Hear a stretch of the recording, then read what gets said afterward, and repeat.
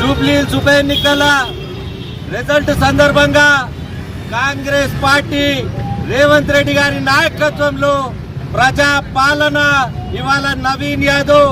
25,000 majority పైచులకు మెజారిటీతో గెలవడం కాంగ్రెస్ పార్టీకి ఇంకొక జోష్ ఇవ్వడము చాలా సంతోషం. ఇవాళ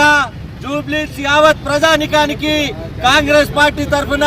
మేమందరం కూడా ప్రత్యేక ధన్యవాదాలు తెలియజేస్తూ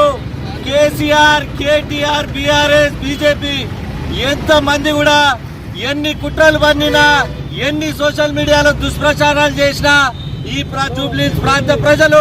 కాంగ్రెస్ పార్టీ వైపే ఉన్నారని నిదర్శనంగా ఇవాళ జూబ్లీహిల్స్ ప్రజలు పట్టం కట్టినందుకు వారికి ధన్యవాదాలు తెలియజేస్తూ కేటీఆర్ ఇప్పటికైనా నీ అహంకారం తగ్గించుకొని కాంగ్రెస్ పార్టీకి రేవంత్ రెడ్డి గారి నాయకత్వంలో ఒక ఎమ్మెల్యేగా వచ్చి ఏమైనా పనులుంటే నీ ఒళ్ళు దగ్గర పెట్టుకొని రేవంత్ రెడ్డి గారికి ఒక సూచన ఇచ్చి ఎలా రాష్ట్రాన్ని నడపాలని, నవనిర్మాణ తెలంగాణ కోసం ఎలా ముందుకు సాగాలని కేసీఆర్ కూడా అసెంబ్లీకి రావాలి, ప్రతిపక్ష నాయకుడు హోదా ఎందుకని తెలియజేస్తూ, అంతేకాకుండా ఈ దేశంలోనే మొట్టమొదటి ముఖ్యమంత్రి రేవంత్ రెడ్డి గారు ఎన్నికల సమయంలో ప్రెస్ మీట్ పెట్టి కాంగ్రెస్ పార్టీ రెఫరెండానికి రెడీ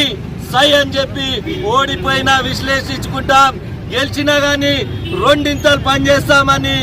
ఒక మంచి స్టేట్మెంట్ ఇచ్చినటువంటి